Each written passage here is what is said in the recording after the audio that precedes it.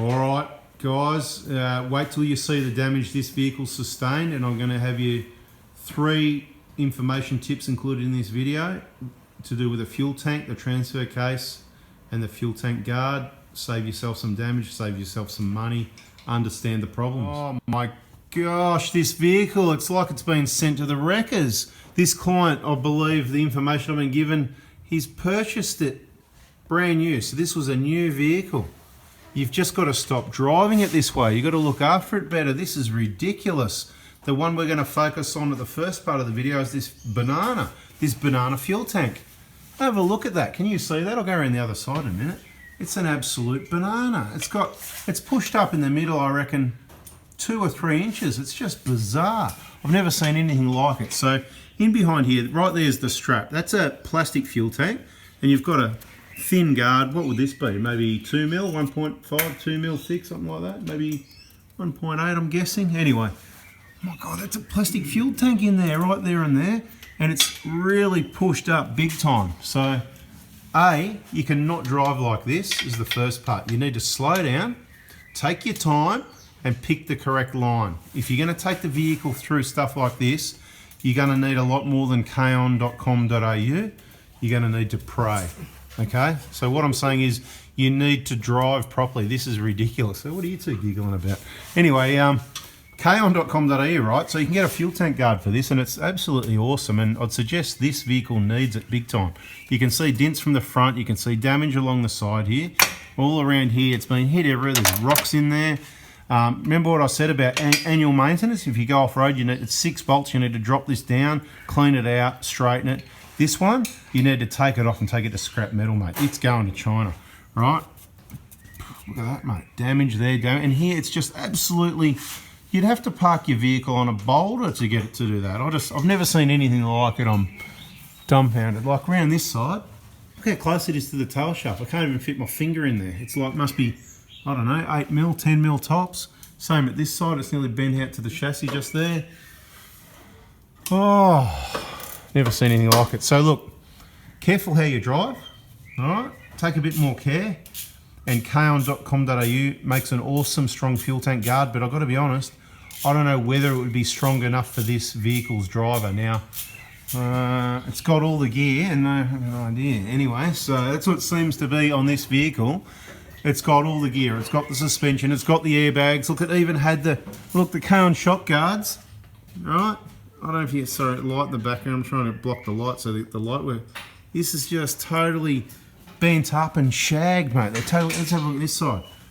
Completely shagged. How do you even do that? This is some really bad vehicle. I'm going to call this abuse. This is vehicle abuse. Might be a 4-wheel drive. Might have the rear bar and everything like that. But you can't use a vehicle like this and it not being, it is abuse. This is owner abuse, vehicle abuse, whatever you want to call it.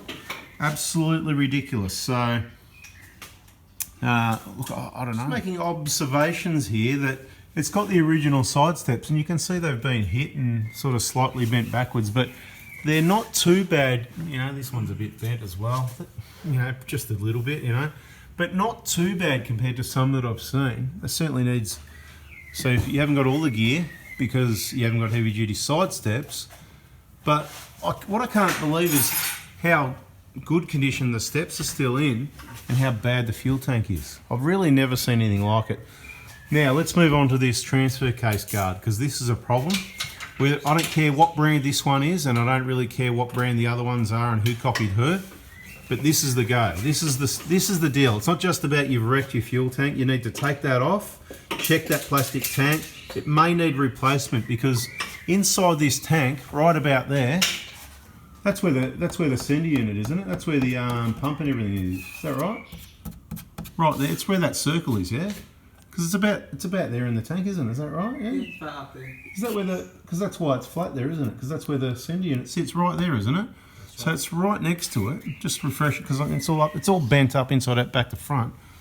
So right there where that sits. So that could be pushing up on the bottom of the, you know what I mean, of that assembly, that, you know, what do you call it, the fuel assembly, whatever, you know, everybody knows what I'm talking about, right? I just haven't got the, you know, it's got the pump, the center unit, it's got everything, the whole assembly, the whole unit. It sits just there that tank's got to be, that plastic's got to be pushing against the bottom of that. That can't be good. Anyway, so that's got to come off. The tank's got to be checked. If the tank looks like it's okay, maybe it's going to fill it up and let it sit for a while and it might come back to shape. I don't know. Park it out in the hot sun or something. I don't know. But it definitely needs a new fuel tank guard. This fuel tank guard's got to go. But just as importantly, this you got to be careful what you try and protect and what you try and protect it with, okay? Here we've got a transfer case. Normally they've got this tiny little guard here. It just covers this area and it's thin, like this sort of material. Taking gesture, but I've got to tell you, on all the Prados we see, generally, I don't see any that are hit. Hey, you guys, you see a few Prados, don't you? Yep. Yeah, not including Hiluxes. On the Prados, a lot of them have just got that standard metal guard on the transfer case up here, right? Would you agree? Yep. Now, looking at it, you probably notice some rust and scrapes and stone chips and stuff, but do you notice that they're in original shape and condition, or are they usually damaged on the Prados? Just a bit of scratching there. That's right. So they don't get hit. This is what I'm saying. So I've been looking at these cars for years. These don't get hit on the Prados. Different story on a Hilux because it's a longer wheelbase, and I've seen them sort of wrapped around and they take shape of the transfer case because they've been knocked around. But never have I seen a broken transfer case. I'm not saying it doesn't happen, but I haven't seen one. Haven't heard of one. Haven't even seen photos of one until these guards went onto vehicles. These and similar types. Now, I'm not going to name brands or whatever because I don't care about brands. What I care about is giving you the information to help you save money and make the right decisions to protect the vehicle.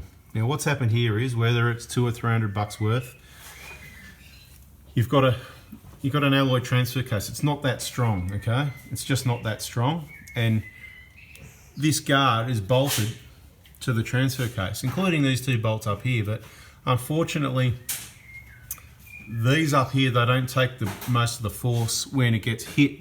What happens is they tend to get, see where these dents are on the tank? So the dents are on the tank are happening here. Where the guards get hit is here. So if this wasn't here, it wouldn't get hit. Because the fact that it's there, what are these? Bloody cooling fins or something, you know, like, hello, just get rid of those fins. Oh, you've put it there to add strength? Well, it's actually made it weaker because it's protruding down another 25 mil, I'm guessing. That's 25 mil less clearance. So then you're going over a track, you sort of slightest little bounce and a rock goes bang and hits there. All the force that hits there transfers through this to that point right there. Sorry about the focus, but you know what I'm saying.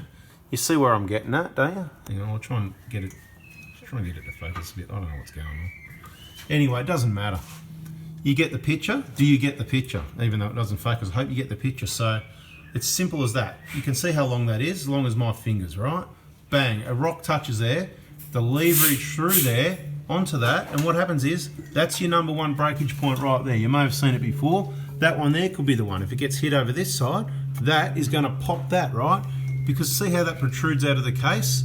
You've just got all this leverage then going like that, and there's not enough, this is not a strong, it's an alloy casting. It's like, you know, it's just not that strong. It doesn't take much, you know what I mean, to pop that out. Now, I'll give you some extra information.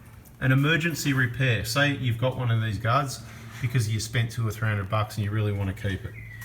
Okay, I'll give you a solution.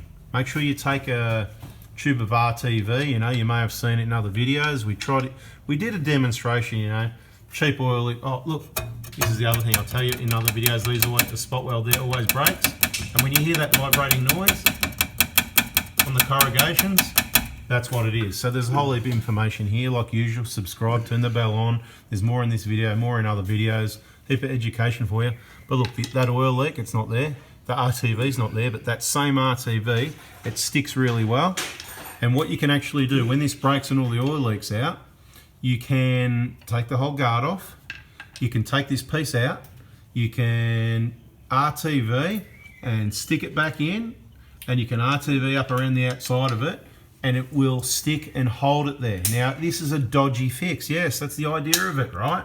Trying to save your money. So it can be a temporary fix, temporary fix, or a dodgy fix. I suggest you get rid of this. You put your original guard back on there, or nothing, whatever you want, right? It's fixed. It could break again, but then something would have to hit up here for it to break.